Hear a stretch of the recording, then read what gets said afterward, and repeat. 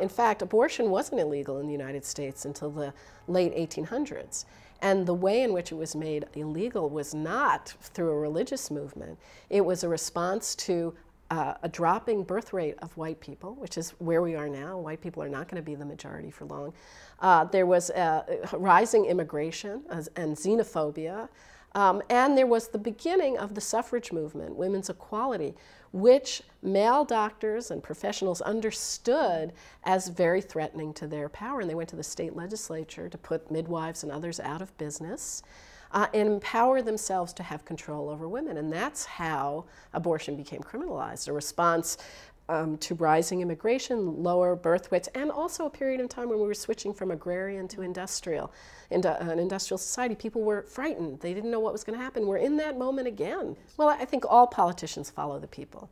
And I think what we can do to start with is broaden our base. And I think that base includes a lot of people who identify as pro-life, but who are really pro-lives. In other words, they don't just value one life when they look at a pregnant woman. They don't only value the unborn child, as what happened to Angela Carter, was forced to have cesarean surgery and they killed her. They also value pregnant women. They understand that women who have abortions, who are women who are overwhelmingly mothers, and they don't want to see them go to jail. And so part of our work is to make people understand that when the anti-abortion movement promises that if personhood measures pass, if Roe is overturned, only doctors will go to jail like 1973, we have to say, wake up. This is not your mother's 1973. We did not have a system of mass incarceration. We did not have a prison industrial complex.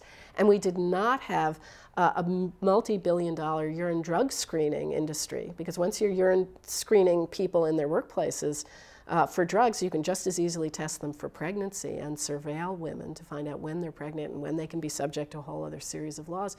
That women are already going to jail for having abortions in the United States.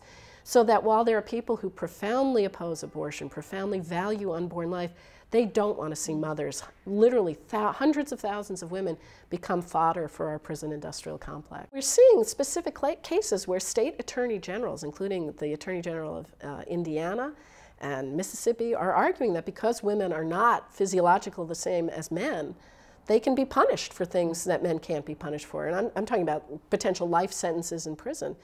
Bebe Shui in Indiana became so depressed during a pregnancy that she attempted to kill herself. Friends found her, she survived, she did everything she could to have the baby survive too, including undergoing cesarean surgery. Baby was born alive and did not survive, and she's been charged with murder of a viable fetus and attempted feticide, a crime that applies to actions that go back to a fertilized egg. The argument they're making is we don't criminalize attempted suicide for men, but we can criminalize it for Bebe Shui and for pregnant women because they have the capacity to reproduce. There's been enormous international and national attention to the Bebe Shui case. The people of Indiana, though, are organizing a rally April 6 in Indianapolis at the municipal building. This really is a national issue. Will Indiana become the first state to declare a system of separate and unequal law for pregnant women, what we're calling a new Jane Crow? Lynn Paltrow is Executive Director of National Advocates for Pregnant Women. We'll have a link to her organization and her article for the Journal at our website.